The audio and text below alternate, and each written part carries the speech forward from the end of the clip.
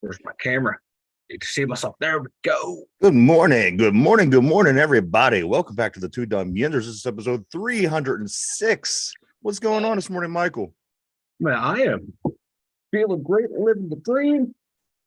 I got some weird color scheme going on. I got like blue and purple going on. You got the like My Little Pony. Looks like My Little. Do you remember My Little Pony? I remember My Little Pony.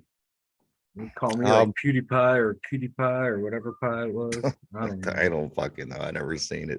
Pinkie Pie, Pinky Promise. Got a lot of we got some things going on today. Today's a big day, big day in the NFL world. This is scheduled day. I couldn't wait for about 2 weeks now. As soon as I found out the date, I got really overwhelmed with excitement. It is tonight 8:00. There's going to be about a 3-hour show talking about the release of the NFL schedules. Mike, I really, this is one of those events, one of those off-season events that you always talk about, like the draft being a big thing. The thing is, if you're a true football fan and you really get into this, the season never really does end. Never. It does not. It is literally a 365-day behemoth. It is. Like when Major League Baseball's done, it's done. It's the season's over. Basketball's done. It's over. Hockey, when it's done, it's over. Football, it's one thing after the other, man. It's boom, boom, boom. Let's keep it rolling. And what is it that makes it so exciting? Because, like all those other things, they all have their draft. They all have, the same situations and things that the NFL does. But those other sports, they don't bring that forth, that excitement that the NFL does. I definitely won't be sitting here this excited. Of course, I'll be paying attention to the hockey draft because these are things that we talk about, the baseball draft. But what is it about the NFL, Mike, that just brings so much excitement that you just can't wait? So the NFL draft, you go from watching these kids on Saturday to now, okay, I want to watch them on Sunday because they're going to play immediately. It's not like in baseball, like you said before, you're drafting an 18-year-old kid. You don't know when you're going to see him, but in 5-6 years. Yeah. Same thing in hockey. Unless you're like you forget about prospect, these guys. Yeah, like you're a high-end prospect. You're never going to see him again. Like Letang, he was drafted with third-round pick, 18-year-old kid. We don't see him until he's 22, 23, 24. Now he's been here forever. So unless you're like a Sidney Crosby, Ovechkin, a Malkin, a Lemieux, a Yager, you're not going to watch these kids at 18. But even then, you don't know who they are really, unless hockey, you have to be, it's a niche sport. You have to really be invested in it. Where like college football is just as, it's in your face. It's what NFL. You do on Saturdays during football season. Yeah. You know who these guys are going to be coming into the pros. Basketball, you kind of know who some of these guys are going to be, but it's just not the same, man. I think baseball and hockey are the two that lack the most in, just the general interest when it comes time to the draft, because it's basically the same thing, especially with baseball. That with every level of the minor leagues, these guys, they draft these kids at 18 years old. They make a deal of it. They tell you their name. They put them on AT&T Sports. They talk about them briefly, and then 6 years later, they pull them up into the majors. It's hard to keep interest in that. Opposed to, as you said, with the NFL, it's a lot different. Every Saturday, this is what you do. You have college Saturday games. You have NFL football games on Sunday. So it all kind of comes together as one, because you're watching the one group of guys who's going to be playing to get to that next level, and then the next day you watch that next level. So they have a really good system. It really works for the NFL, and I think that it's part of these people aren't stupid. It's billions. The company is worth who knows how much. These people, they put these ideas together, they come up with things that are going to work, and this is the sport of America right now, and that's part of the reason why. Sport. It is America's sport, man, and it was not like this, man. I remember when the schedule came out, it came out. It was just, boom, here's the schedule, and you go about your day. Or you wouldn't know the schedule was out until you went to the grocery store and you got the magnet that had the schedule on it. Now it's a whole event, man. There's like a 3-hour event on ESPN or the NFL Network where all they're doing is going over the schedule. Countdown to the schedule, and it's starting slowly. You're getting some stuff released yesterday, leaked today as well. But my God, it's a huge event, and it's just the NFL is a money making machine right now. Absolutely, man. They can't go wrong. They can't go wrong. Um, and what goes to show you things like this is, look at the product. It remains the same. I mean, there was, controversy about 5 years ago in the league. It kind of separated fans. And then, as that controversy started to simmer down a little bit, people knew at the end of the day they love football. And even the people that say, I'm not going to watch football anymore, bullshit. If you love football, you're going to the continue to ratings watch say football. otherwise. You're back, boys. Right. And I don't have a problem with that. I just you understand that it's it is the sport of the time. As we were mentioned a little bit ago, the NBA, it's a little bit different. It's a little closer in the sense that you do follow these college basketball players a lot through college hoops. March Madness is such a big thing. So that gives you an opportunity as well to get familiar with these players that you're going to be seeing coming up into the NBA. So they have a similar recipe that the NFL has as far as, getting the potential prospects, the future players in the front of people's eyes, where baseball, unless you live in one of these little towns that have one of these minor league teams, you're not going to know what these guys are doing. No. And then the same thing with hockey. I mean, good luck. You couldn't pay me $1 million and I couldn't tell you what happens to these guys after the draft day until the next time you see them years later. So, it's a good product. What the NFL is doing is, like I said, it's leading the way, and the NBA kind of follows suit in a way that, again, I think that's the big thing. You have to be able to, the fans, the viewers have to be able to become familiar with these young guys. And then you watch them grow. You watch them come in at freshmen out of their high school. They come out of high school, go right, and then some of these guys are so good, they're starting at quarterback their freshman season. Then you watch them, and they get better, and then next thing you know, it's draft time. It's a whole process. And again, if you love football, you love the sport, this should be something that you kind of naturally are interested in, because it's what it's part of the fiber, it's part of the being that makes the NFL. Yeah, and my God, it's every day there's something new to talk about every day when it comes to the NFL.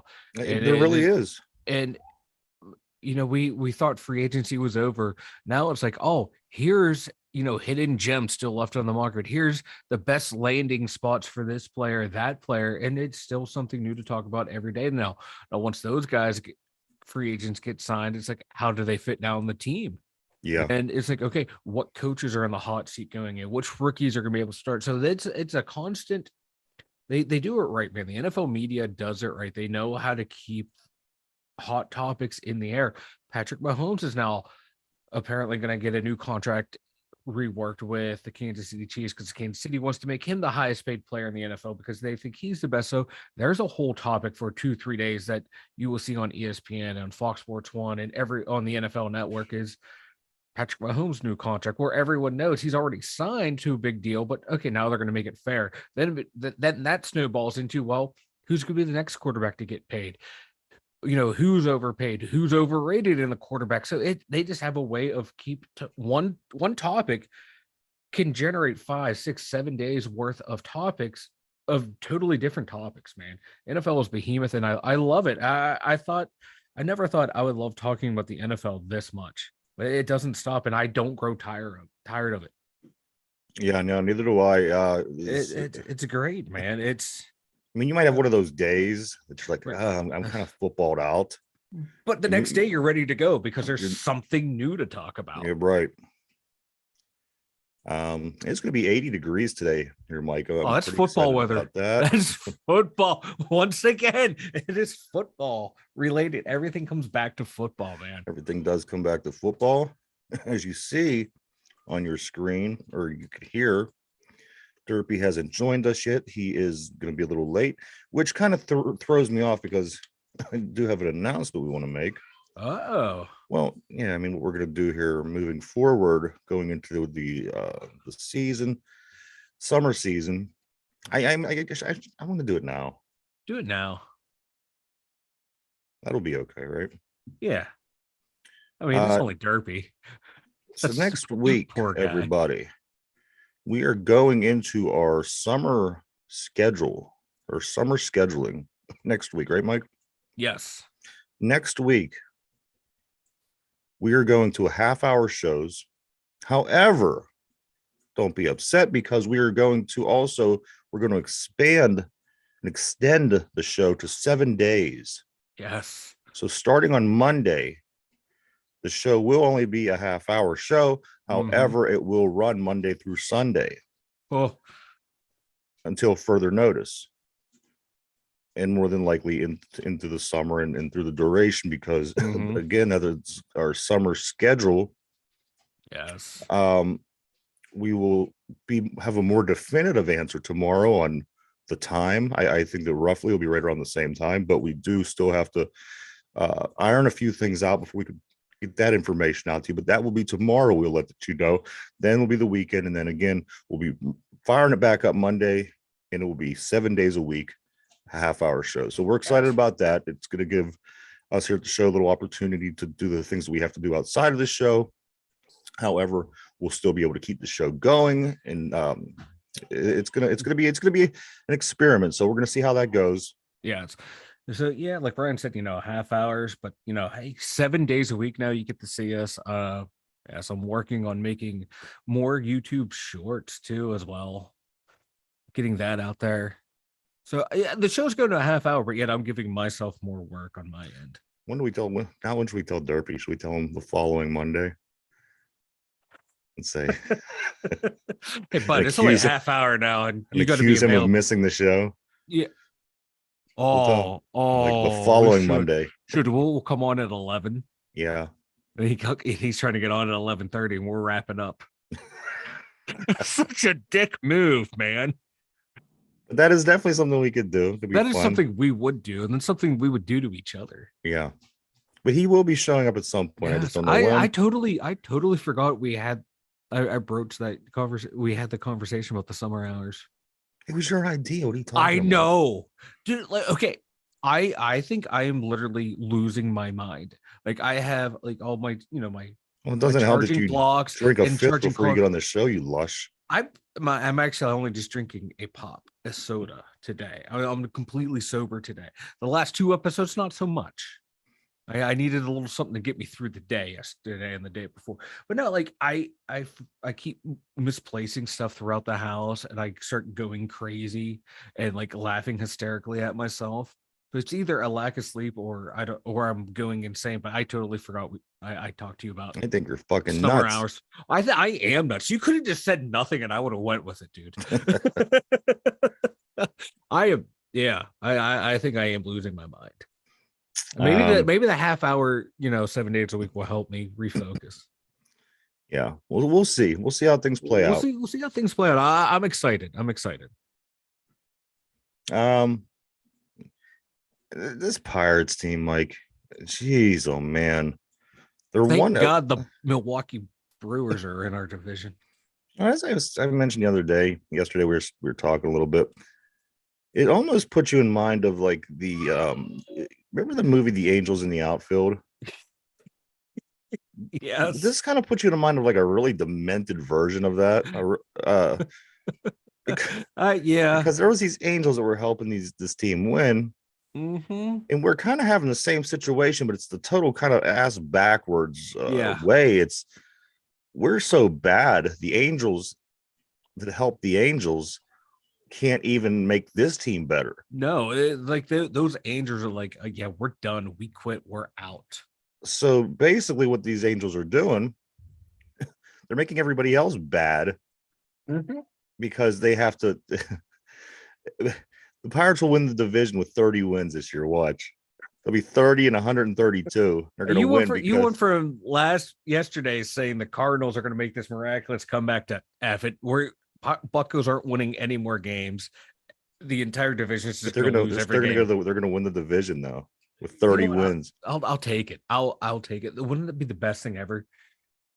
We'd be like that XFL team playing in the championship game. It's like mentally ill angels in the outfield. I like it. You know what? That fits our bill. That fits the motif. That fits what I'm going through right now. The demons in the dugout. There we go. I like it. I like it. Pittsburgh Pirates, they lose again. Everybody, the score on that yesterday was 4-3. Colorado wins the series 2-1. Pirates fall 21-17. They're 21-17. They're in first place in the division. We'll get back to the moment. The Rockies are 16-22. In my opinion, this shouldn't even been a series. Rockies finished with 8 hits. Pirates finished with 6 hits, one error.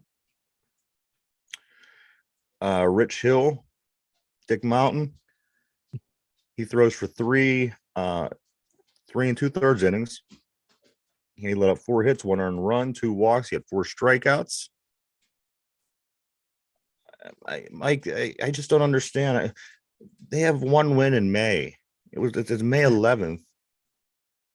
We're 1-9 on our last 10. Yet we are still in first place. Half game, baby, half game. And just so happens that the Brewers continue to lose every time that we lose. I've literally never seen anything like this. I never have either. This is a very Pittsburgh Pirate kind of thing. You know what it puts me in mind of? That crazy year back in '97 when the Pirates almost snuck into the playoffs. And they were 3 games under 500 to finish the season. Yeah. And the Astros came to town and stole it on the very last weekend of the year. It puts me in mind of that kind of season. So if it continues to follow this, it's going to be very interesting. I just don't know how you're going to keep 5 different teams terrible all year. Somebody at some point is going to have to speed past the pack. And I mean, here this coming weekend, we do start a series. We're at the Orioles. We're at Baltimore. Milwaukee is going to be hosting Kansas City starting this weekend. The Cubs are going to be going to Minnesota to play the Twins. The Cardinals are going to Fenway to play the Red Sox. And also in the division, the Reds are going to be traveling to Florida to play the Marlins. So again, we'll keep keeping our eye on them. I'm sure we're going to lose, so we're going to have to keep we're our going eye to on lose. everybody else. We have to keep our eyes on Milwaukee. Now, wasn't it like in our 3-year window when they were playing rather well? Like there's a team above us where we would win and they would win too. Like we kept and then they would lose, but then we would lose the same. The Cardinals. I think it was the Cardinals. Yeah, it's giving that vibe too of like Milwaukee's like, what the hell's going on? The Buccos keep losing. Why can't we win a game? Yeah, because that's all they need is a game, but they can't gain on us. It was just I was having those vibes this past. That's got to be driving them nuts. Oh, they got to be going crazy because that's how I was that year. I'm thinking, I was really invested in that Bucco team. And it's like every time we won, they won. We lose, they lose. It's frustrating. And so I can only imagine what the Brewers fans are going through, but you know what? They deserve it because the Brewers team has given me a lot of heartache over the years as well. What they did to my poor Buccos. Watch these Cardinals, I'm telling you. And don't get me wrong, they stink. This is a bad team in St. Louis. But they're the worst in decades. Yeah, but it's the way it's going to go. But it's their division to lose. They always are top of this division. And as I said, as bad as everybody else is, that gives me all the more reason to think that St. Louis, even being a bad team, could still win this division because everybody else is so bad. Yeah, they're going to find a way. They're going to back themselves into a division title. Pirates, they start a 3-game series at Baltimore starting tomorrow night. Games at 7:05. The Orioles are 24-13. They're 4.5 games behind leading Tampa Bay. And as Mike mentioned, we are half game in first place in front of the Brewers. Yes. Johan Oviedo will be starting for the Pirates tomorrow. He's 2-3 with a 5.59 and 33 strikeouts. And Kyle Bradish will be starting for Baltimore, who doesn't seem to be one of their better pitchers. I don't know, but his record is 1-1 with a 5.95 and only 18 strikeouts on the season. Don't worry. He's going to pitch a shutout. And again, we still, Mike, even yesterday, we no, you know what? We scored 3 runs yesterday. I'm sorry. Yeah, we scored 3. Yeah, but we've averaged on average no more than 2 runs a game. Yeah. What happened to this offense? Like I said, I expected, them to regress a little, to go back to where they were historically, but not this drastic. Like everyone has gone down except for Brian Reynolds. Brian Reynolds had stayed consistent. And Andrew McCutchen. Yeah. McCutchen was 3 for 3 yesterday, including a 2-run home run, which gave the Pirates the lead early in the game. The Pirates were winning 3-0, and I turned my attention elsewhere briefly, and I looked back, and it was 3-3. I thought when it was 3-0, I thought we have this. We got this. Yeah. I, Kutch goes 3 for 3. I think that somebody else hit a home run as well. But you know what? We just can't. Like I said, we can't get the ball out of the infield. It doesn't seem like no. nothing is getting on the ground in the outfield. Everything is in the air. Marcano had the home run. Marcano. Yeah. Marcano. He got the other home run. Jabroni. Yeah. But this offense is anemic right now. Like, and it's alongside bad defense. I mean, the defense is oh getting my worse. God. And base running errors. They've regressed. This is how they were 2 years ago. And last year, the last 2 seasons, it's just the same things that have plagued them are coming back. I don't get it. I don't get it. Have a thought on this. They said, that this is a team of 200 hitters, basically, with the exception of 2 or 3 guys. Yeah. And they played way over their head in April. And now they're finally coming back down to reality. Yeah.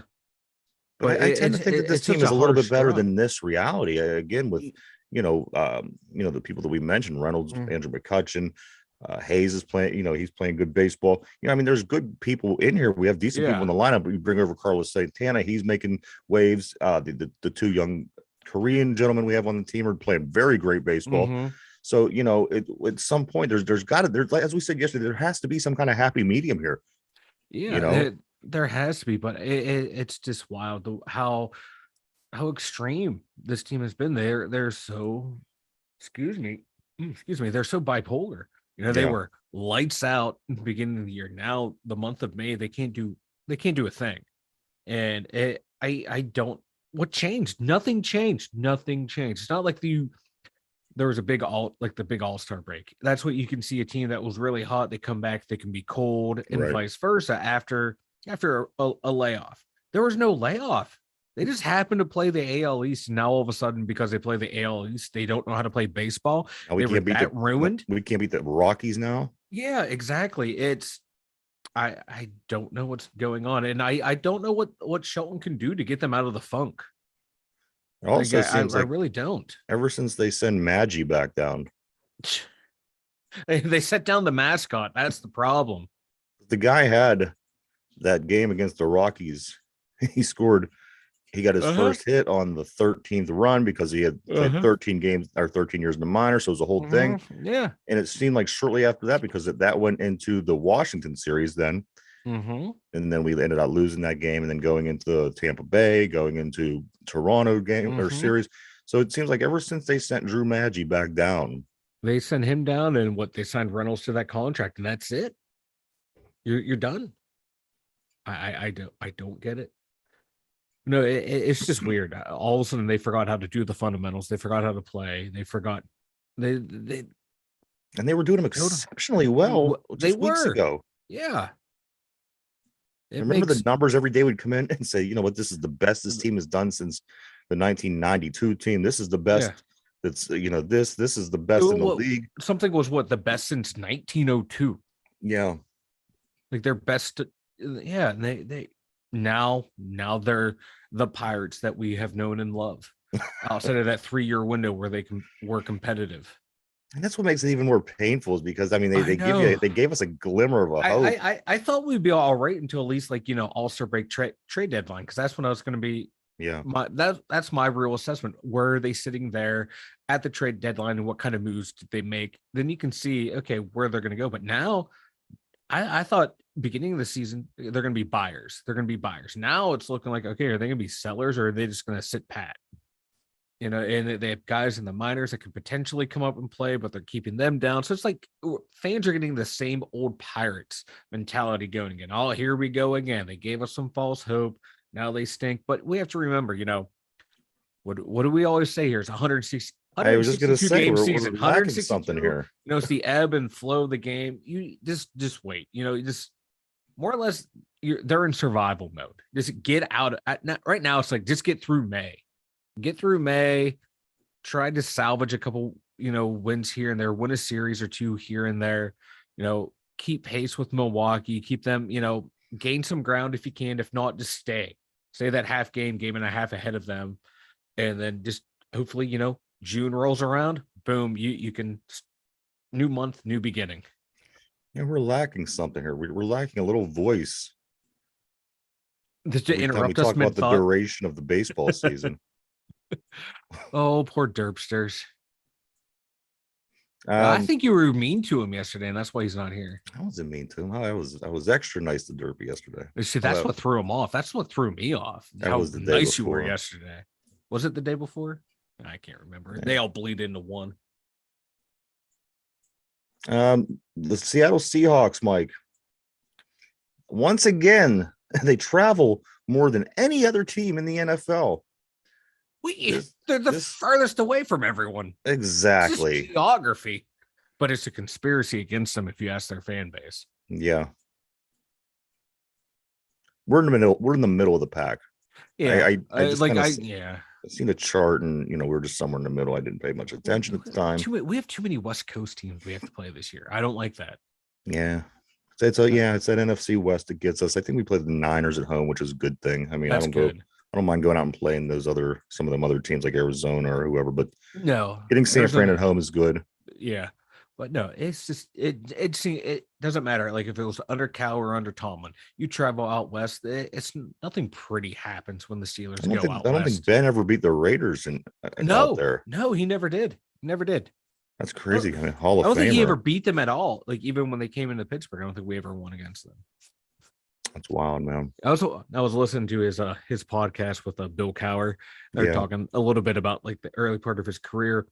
Cowher's like, oh man, I hate it. You just go out there, run around. You made it look easy. You made it look too easy out there as a rookie doing all that stuff. And Ben's just giggling. And look what happened. He did the same thing from the beginning of his career to the end of his career. Made it look easy. Fuck that guy. I got some possible leakage.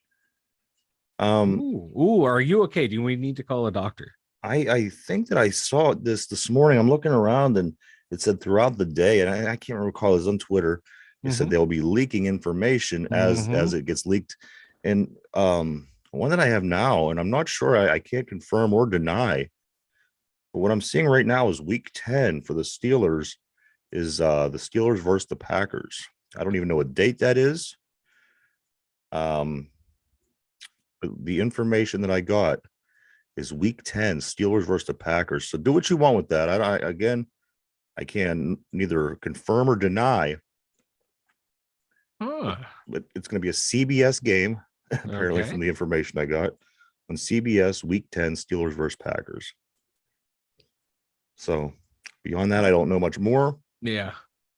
About 8 hours from now, we'll be learning the whole schedule. Everybody will be getting their schedules tonight. I can't wait. I literally can't wait. Give it to me. I need it. I need my football fix. But the Green Bay Packers, baby. A few of the other games, of course, is the season opener between the Chiefs and the Lions. I'm going to be interested to watch this game, Mike. I like the line. I like the Lions in the same way I like the Jets. Yeah. And they're just another one of those teams. They've never won the Super Bowl. They've never been to a Super Bowl. I mean, the Jets at least had won. Yeah. But this is just that kind of team to me. It's going to be interesting to watch how they do, because again, they were so bad for so long. Now they're finally figuring out what it takes to win in the league. They're building this nice team. They get to come out opening day against the Kansas City Chiefs and show us what they got. I wouldn't be surprised, Mike. Opening day, crazier things have happened. I wouldn't be surprised if the Detroit Lions win week 1. You pull out the upset, and you figure you're going to play against the defending Super Bowl champions. You got to get up for that one, geeked up for that one, ready to go, and put on a show for your national spotlight. And I could play this team that has a lot of potential. They have a lot of good players on that team, and I'd like to see them go out and win. Want to, and help the Steelers, get the Chiefs an early loss, more loss the Chiefs have, the better for the rest of the NFL. But I do want to see what this Lions team can do, especially with the draft that they had, that very interesting draft that they had, and see if it pans out for them. Yeah, I agree. It's like I said, the same thing with this Jets team we've been watching over the past few seasons. They've been getting the opportunities to get have amazing drafts. They're putting together nice teams. The free agency market, they hit that hard.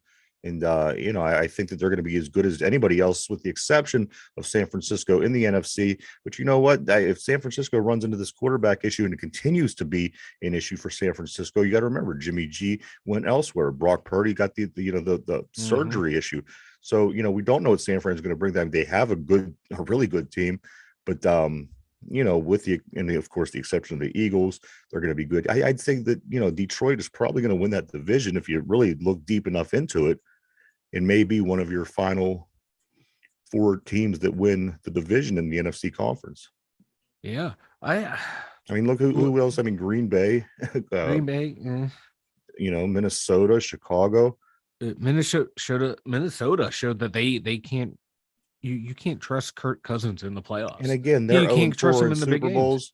I can't put my on the Buffalo Bills. And again, you say, well, that happened so long ago. You know what? It holds weight. To this very day, these two teams still haven't won a Super Bowl. They still choke all the time. So until either one of those teams win a Super Bowl, that's never my narrative is not going to change. No, until you can shake that monkey off your back, you're stuck with it. Look, let's take it over to hockey, something local for us. The Penguins, they couldn't win in Philly for the longest time. And, names and faces changed it until they finally started to win there. And then they turned the narrative. Now you go to Philly, you keep winning there. And then narrative goes away. So these teams, like the Vikings, the Bills, you got to get to a Super Bowl and win one to shake that narrative. Yes, absolutely. I kind of want to see a Lions-Jets Super Bowl. Let me ask you this, Mike. Joe Burrow. Yeah. Allen up in Buffalo. And who else am I thinking? Oh, Jalen Hurts. Yes. Those 3 quarterbacks. Do you think in the next 10 years, all 3 of those quarterbacks will have at least a Super Bowl win? And if you don't think so, which quarterback do you think is going to not get one, and why? Ooh. I'm going to go Josh Allen, Joe Burrow, Jalen Hurts. I'm going to go with Jalen Hurts will win one. I'm going to go with Josh Allen won't win one. And the reason why he'll be is because of Jalen Hurts. That would be Jalen Hurts' victory. That'd be interesting. That would be a fun one to watch. I think. And the Bengals I want to say the Bengals in the next 2 to 3 years, I think they're going to win a Super Bowl. I'm going to put in 2 to 3 years, they're going to win a Super this year, next year, the year after. I think they have a nice little 3-year window. I mean, it would be nice for a division to have anybody besides us win the Super Bowl every once in a while. At least Baltimore was doing that, and kind of gave our division a little bit of credibility. But and I like a lot of the players down. I like a lot of the players down in Cincinnati. I like Joe Burrow. I like the receiving core that they have. So because I'm kind of jealous. I would love to have that receiving core up here in Pittsburgh. Yeah. Jesus Christ! You take out substitute Tyler Boyd for George Pickens, and my God. Be an unstoppable trio.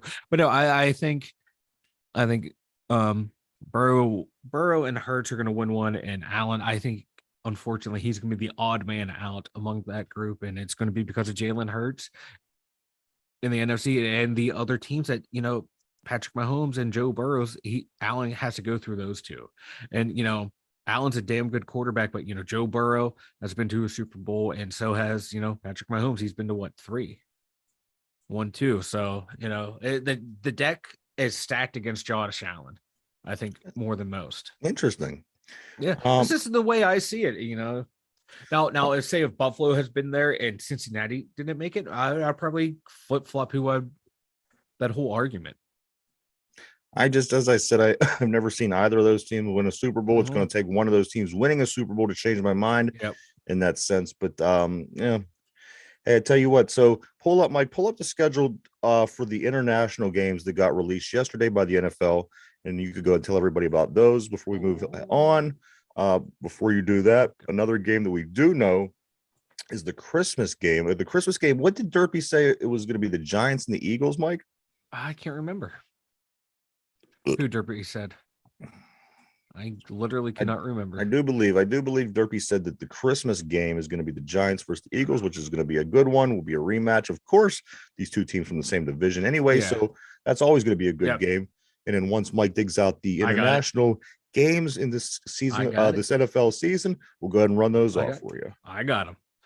We have Atlanta Falcons versus Jacksonville, October 1st. That's week 4 at Wembley Stadium in London. Then we have week 5, the Jacksonville Jaguars once again will be playing in London against the Buffalo Bills. That will be at the Tottenham Hotspur Stadium in London. Then week 6, back to the Tottenham Stadium in London, the Baltimore Ravens versus the Tennessee Titans. Then let's see, week 9, we have Miami Dolphins versus the Kansas City Chiefs at Frankfurt Stadium in Frankfurt, Germany. Tyreek Hill will not have to go to Arrowhead. That's because he's been talking a lot of smack against his former team. And then they put this one over in Germany. We kind of missed out there. I would like to see that one in Arrowhead. Tyreek Hill returning to Kansas City. I want to see what kind of reception he would have got. Then in week 10, we have the Colts versus the Patriots again in Germany. And that is your international series. Who's the team that plays like two games in a row? Jacksonville, week 4 and week 5. That's interesting. How you get dealt that hand? I have no idea, but it is actually kind of funny. So there you have it, everybody. That is what we know till this point. We know the opening game of the season, which is the Chiefs and Lions. We know the international games, Christmas Day games, and also I do believe from leaked rumors and information that quite possibly the Steelers will be playing the Packers right around week 10. And there's a lot of rumors about Steelers being the late game, the 8:00 game on Thanksgiving. But those that information we can't confirm for sure until later on today. So it's going to be a lot of fun, everybody. The draft again, 8:00 tonight over on the NFL Network. Derby brought up a couple of things just to me. Where the hell is he at? Where is he at? He says I'm going to be late, and look, here we are. I know he ditched us. So anyway, he sent me these names yesterday and had me look into him. Now he's not even here to talk about it, but I want to bring him up and to see what you think. All right. Troy Hill, the corner for the Rams, and Quan Alexander, the linebacker from Tampa Bay. So these are two people that he asked me, and I didn't really have time to get into it with them. However, I did look up briefly. What do you think about these two guys, Mike, as the Pittsburgh Steelers are still looking around and looking for hidden gems and tried to complete the depth chart of this team? Yeah, I heard Troy Hill, his name bandied about. He is what he is. He's 31 years old. He's not going to be a starter. He will play in the slot. I don't know. I just want to run with the guys we have in that secondary. Are we eventually going to have to fill a hole for Arthur Millette, or do you think we have plenty of people at this point? I think we have plenty of people at this point to where we can put out there. Yeah. Maybe Patrick Peterson into the slot, and then you have Levi Wallace and Joey Porter Jr. as your outside corners. Yeah. I know. I don't know. But like right now, trying to find a slot corner at this point, you're not going to find a top tier slot corner. Right. Unless, there one surprisingly gets cut during training camp, or, one becomes available through trade. But I don't know. I just like to go with the guys we have. I think we have a pretty good secondary going. But the thing is, I don't want to go out and just get a free agent just because he's available. I want somebody who's going to work. I want somebody who's going to be good, an improvement that on top of what we have. Yeah, somebody. It's a thing. Well, again, we have Omar Khan, and crew looking these things over daily. So I mean, if there's a good move out there, I think they're going to take it. The other name, Mike, was real quick. I'm looking like passer rating allowed last year, 102.4. He's looking like a guy that they're going to target. Yeah. So I don't want a guy that they're going to target. And when they do target him, looks like they're putting up some numbers on the guy. What about that guy, the DB from Baltimore? What's his Humphreys? Marlon Humphreys. Is he still out there available anywhere? Nah, no? I think he resigned. Oh, did he? Yeah, I think he's still with them. Hold on. I'm pulling up like a free agent tracker because I literally have not been paying attention to free agency ever since the draft. There's not a lot of good corners out there. It was Marcus Peters, excuse me. That Marcus was Peters. yeah, That's what I'm thinking. and he's more of an outside guy. And then And there's there's Quan Alexander. Quan Alexander is the other guy, 28-year-old out of Tampa Bay, linebacker. My note that I have is he had a lot of injury issues. I can't.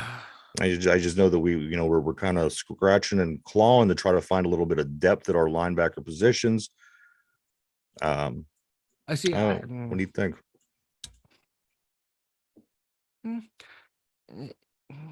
Anybody else Once in the again, poll that looks decent? like no, not really. I was going over right now. I was just looking at the corner market. There's not a lot out there. There is really not a lot out there that makes you go, yeah, let's get this guy. Like you know Marcus Peters, but do you need him at this point? No.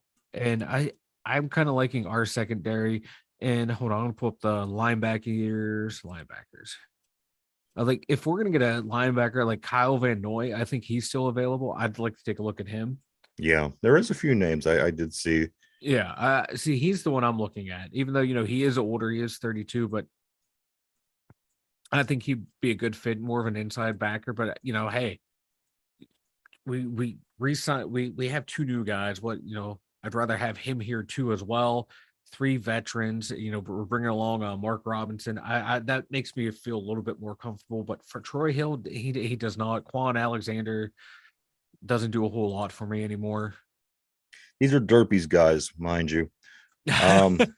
Poor Derby. He's another one of those undersized linebackers. 6'1", 227. That doesn't do a whole lot. Patrick for me. Queen, where's he going to land? He's still they just didn't pick up his 5-year contract for next year. Yeah, he still has. He's still on his rookie deal this year. Gotcha.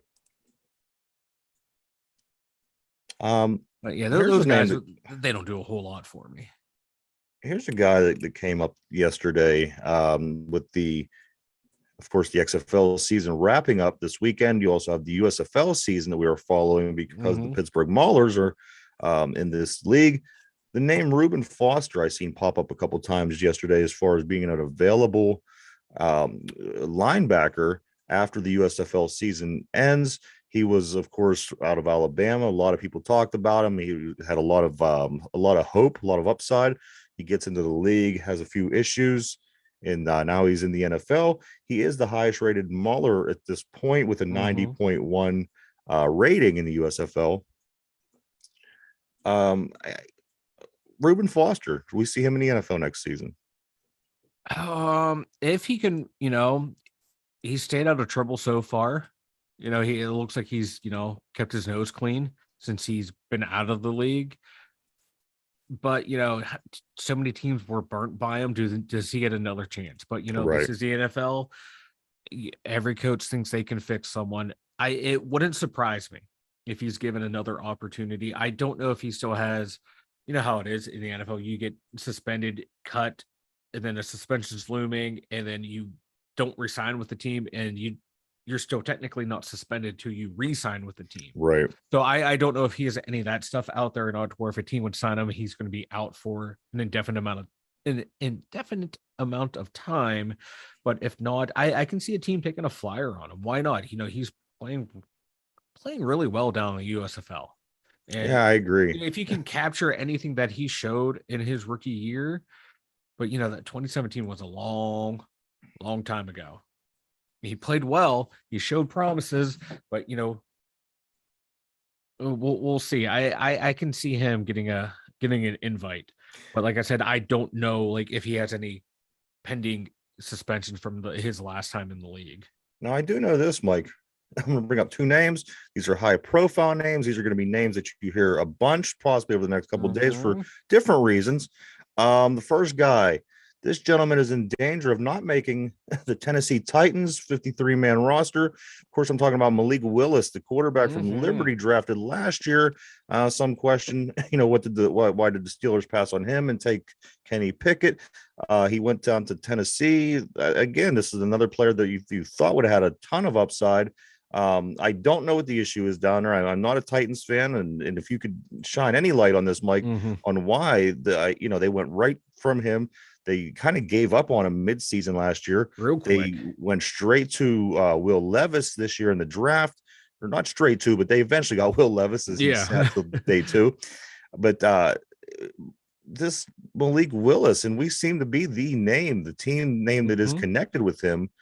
What do you think about Malik Willis, Mike? Malik Willis. Like, if he gets cut, I am on the phone with his agent immediately. What is it that you love about Malik Willis that Tennessee didn't quite like? He flashed a lot of potential. Cannon for an arm. You can see he's a project, and they gave up on him way too early. You knew he was going to be a project, and you got him in, and you're like, no, you're done. Like you saw the way he played in Liberty. He moved around. Then you get him into your system, and what do? Let's put a square peg in a round hole. That's not going to work. Whereas Pittsburgh, you're not exactly going to fight, competition that Liberty played in the NFL. Exactly. Yeah, but you can still channel your offense around him. Like, okay, this is what worked there. We're going to try and do that here, and then they really didn't. And I think bring him along, like the Steelers were going to do with Dwayne Haskins. You're going to sit and you're going to watch. You're going to learn. You'll get some reps here and there, and develop you. Coach you. Let me ask you this: would you be okay with him coming and riding the pine, taking that third string role? And, yes. Following up Kenny, then Mitch, and you okay with that? I am okay with that because Mitch only has 1 year left on his contract. You bring him in and see if something's there. If you think you can find something there, and then when Mitch leaves next year, okay, you have your number 2 quarterback sitting right there, someone that you were high on 2 years ago, and boom, you have your one in Kenny, you have your capable backup in Malik Willis if he pans out. Now, if he doesn't, you sign him. No harm, no foul. He's your third string quarterback. Okay, if he fails, I'm not going to bat an eye if my third string quarterback washes out, who I picked up off the scrap heap. All right, we've had a lot worse. Brian St. Pierre, Duck Hodges, anyone? So I just bring him in. If he works out, he works out. You didn't waste any draft capital. And what's your theory, Mike? If we're playing our third string quarterback anyway, a whole hell of went wrong, and people want to point to the season when Duck came in and blah blah blah. Yeah, and he couldn't lead us to the Super Bowl. It's Duck Hodges for crying out loud. But he won us a couple games. Yeah, that defense won you a couple games. Didn't we have Le'Veon Bell in the backfield? We had some generational talent on that team. Whereas now we have some talent, but nowhere near as comparable to that team. So that's a bad comparison. But really, when you get down to your third string, your season's over, unless you're like San Francisco and Brock Purdy comes out of flipping nowhere and shocks the world. That really doesn't happen. You don't find a Brock Purdy, you don't find a Tom Brady every day down in your depth chart. I'm going to be interested to see 5 years from now where either good or bad where Brock Purdy is. Just because of the kind of beginning that he had. It was very people might say Ben like in a sense, because he just came in, won a bunch of games. It took him to the playoffs and so it's going to be interesting to see where Brock Purdy is and what he's doing 5 years from now. It's hard to get excited about the first year for guys because you see so many guys come to the NFL with great promise, and a lot of times it shits out. So Brock Purdy be one to keep an eye on. The other big name, Mike, it's going to be a little bit more sentimental, I guess you could say, here in Pittsburgh, more than the Malik Willis talk, of course, is JJ Watt. Now, JJ Watt was invited to Pittsburgh by Coach Tomlin to visit the facility, which I thought was kind of peculiar in the first place. For one, your brothers play there. If you just want to show up one time and walk in, I'm sure they'd be totally fine with that. They seem to be making a deal about it, and I don't know if that's just the media doing that. But then yesterday I was reading something that where Ike Taylor. And again, Ike Taylor isn't, he's not in the know. He's a scout for the team. He knows very little as far as the big picture, but there's blowing. It could be blown out of proportion. It might not. I don't know. But he tells JJ Watt to make sure he stays in shape because the Steelers will be calling him sometime during the season. And he says they will call, end quote. So where do you and whether you agree, Mike, or disagree? And I think I know what you're going to say. His age, he's kind of done. He's not exactly what he was. That's cool. What do you think, though? I mean, just overall, do you think that they're trying to bring him in for any particular reason, or do you think that this is just something that's being blown out of proportion and people are going to talk about because, hey, it's JJ Watt and you know what, his brothers play here? What do you think? I think it's being blown out of proportion. Do you? At least I hope it is, because I don't want him on this team. He serves no purpose on this team. He's another one of those guys that puts up numbers, talks a lot in the media, but doesn't. What does he want in this league? Nothing. We have one of those in his brother, and we have one of those in Cam Hayward. I don't want a third. This is like take a lot more than just one guy to win a Super Bowl. Yeah, it takes more than one guy. Defense. But yeah, but there's a lot of talk and a lot of nothing from But no, I just don't think he's not needed. If we were a one step away from a Super Bowl and that be the cherry on top to get us there, yeah, bring him in. But we're not. There's a long way to go for this team to win a Super Bowl. He's not needed, and I think he just serve as he would be a distraction, because it'd be like, oh well, you got all the Watts here, and got the Hayward. You have all these guys on defense, and you can't do anything. To me, it'd just be a distraction. I've never been a big JJ Watt fan. He's like his brother, hurt. He's hurt a lot more than he is healthy, especially in the latter part of his career. And that you're going to sign a guy that's going to play 4 games a year. Why? No. No. He can come in, say hi, smile, wave to the cameras. He's going to be an owner over in the English Premier League for a team. I think he's buying Burnley or whoever. Let him go. Let him go do that, and let him come in, smile, and wave to his brothers. You know what? I would. And then he can pack up. He can pack up Derek Watt's locker, and they can leave together. I wouldn't have a problem. I don't think we're as far off as people say we are. I think that people just have it in their mind that these elite teams, Cincinnati, Kansas City, Buffalo, Philadelphia, are going to be the teams that are going to win our Super Bowls here over the next 10 years. I mean, there's always other teams that get in. There's always other teams that I don't think that we're as far off as people say that we are.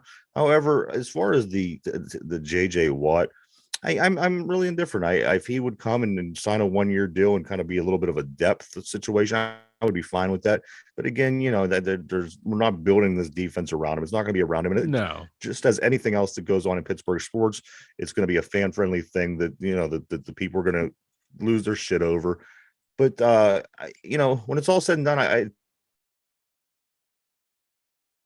this point, I just don't understand. I don't know what they're doing.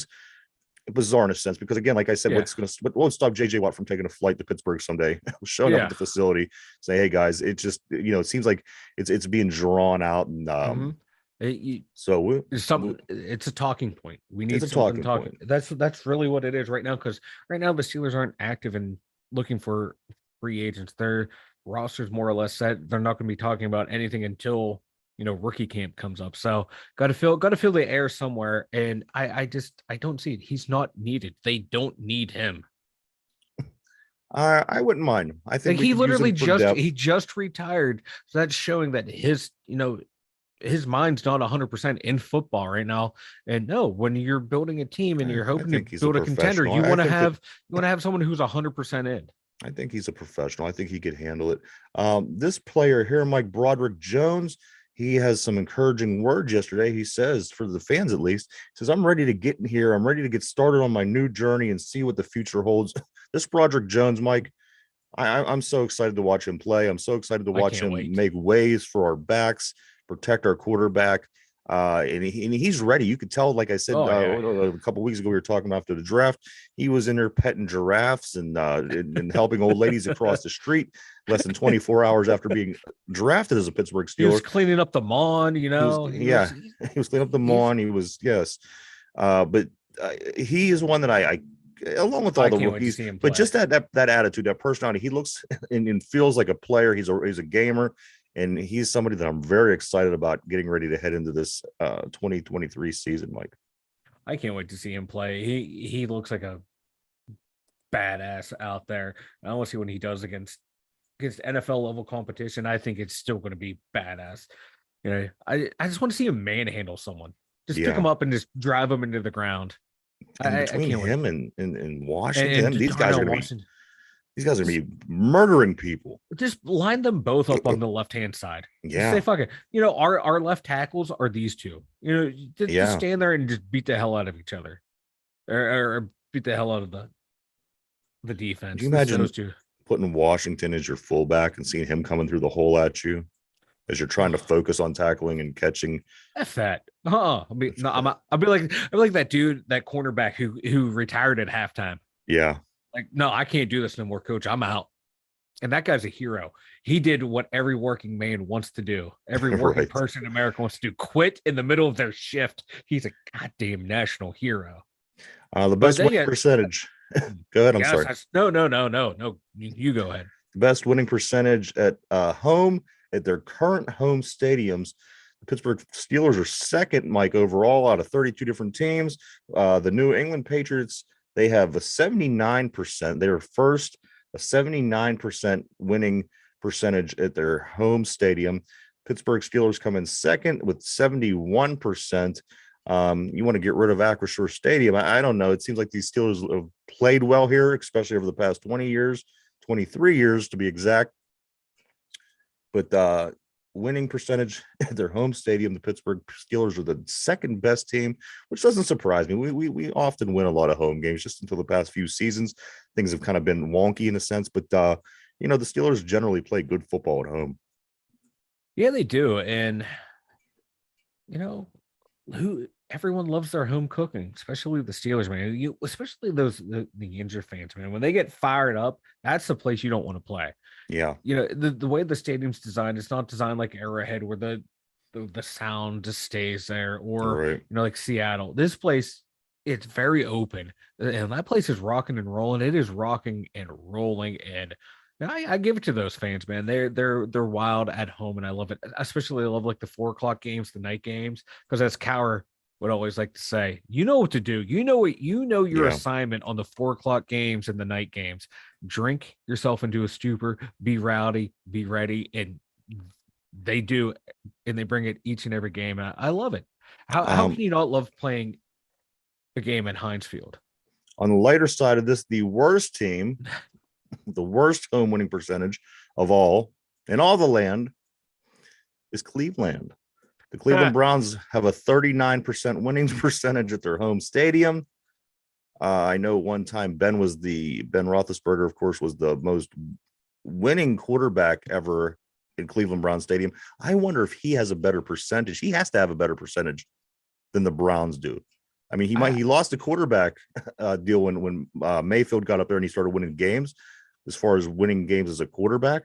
But I think he has to have a better winning percentage than the Browns there, because I he think only so, lost yeah. 3 times in 20 years to the Browns. Yeah, I think so. Yeah, because he does. He's only lost once or twice up there. Yeah. Yeah, so he has a better winning percentage than I love it. Gotta love them Browns, man. oh. Mike, it's the 2-minute warning, man. Why don't you go ahead and tell everybody about the website? 2dumyinzers.com. It's the number 2 DUMYINZERS.com. Head on over there. We have links to YouTube, Spotify, Anchor, all the places you can hear us. We have links to Facebook, Instagram, Twitter, all at 2dumyinzers.com, and the merchandise store is also at 2dumyinzers.com. Gee, I'm glad we didn't wait for Derpy today.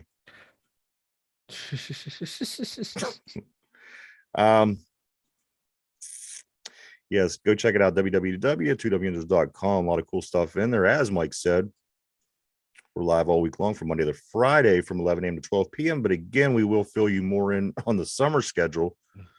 We'll fill you in tomorrow.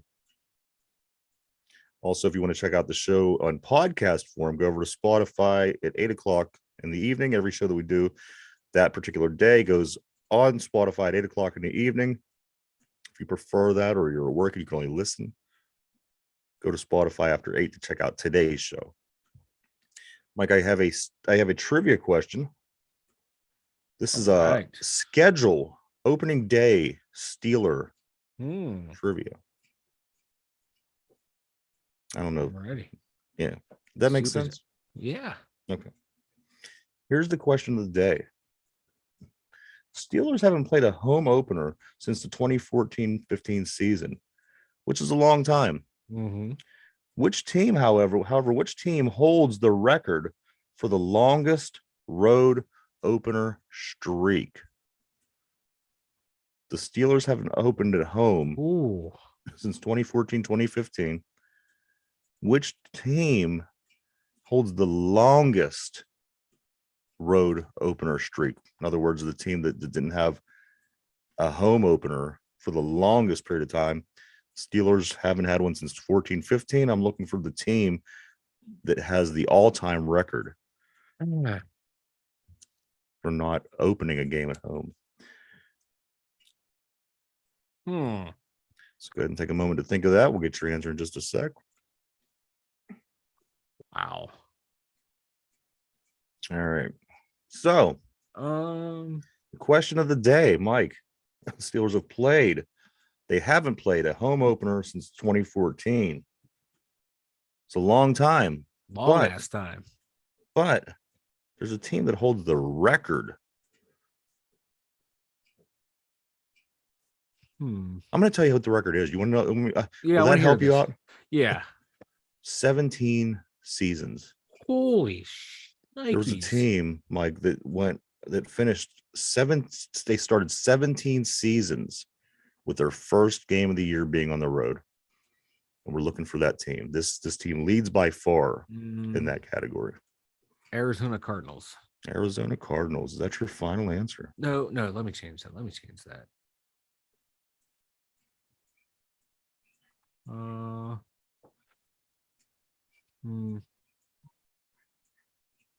Seattle Seahawks.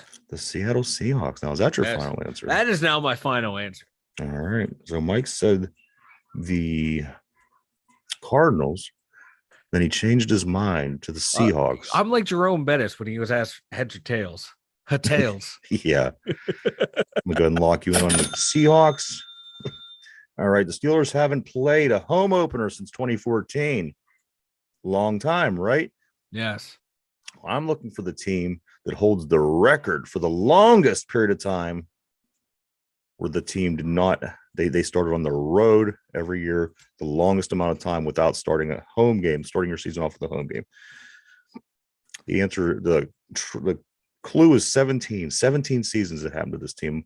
Mike says the Seattle Seahawks. The answer is the Arizona Cardinals. Are you 100%. You had it. You nailed it. You changed your answer. I locked it in. The Arizona Cardinals from 1988 to 2005 started every season for those 17 years on the road, by far the most in the league. There you have it, everybody. Interesting. It's a cool way to get into scheduled day. Of course, again, tonight, 8:00 p.m. over on NFL Network. The schedules will be released for all your favorite teams in the NFL. Tune into that, check it out, and we'll be here tomorrow talking about that. I'm Mike, depressed now. I'm depressed. Oh, you should be. Mike, you have anything before we take off for today, man? So I think I'm going to go jump off my roof. I'm like, no, wait, Arizona, have they been there 17 years? No, that's why I changed it. It's like, wait, I know they moved in my lifetime. I know they moved. Yes. They were in St. Louis at one time. Remember that? Mm-hmm. Remember when there was 2 Cardinals teams at the same time in St. Louis? That's why I changed my answer. But so there you have it, everybody. Scheduled day. Do not forget 8:00. Check that out. I guess Derpy's not going to show up today. We're gonna have to put this down as a no show because he said he was going to be late. There's a difference between late and not coming in late. I expect him to clock in for a shift. No show. Punishment tomorrow. Well, are we just gonna let him sit there and not talk like always? No, we'll punish him. We'll think of something. Let the punishment begin for Derpy. I hope everything's okay on Derpy's end. Yeah, I hope everything's okay. I feel bad if something happened. If everything is okay, the punishment is coming. Yeah, if it's not okay. Yeah. But hey, yes, not draft. I'm sorry, schedule tonight, guys. Check it out. We'll be talking about it heavily tomorrow. Ryan, Mike.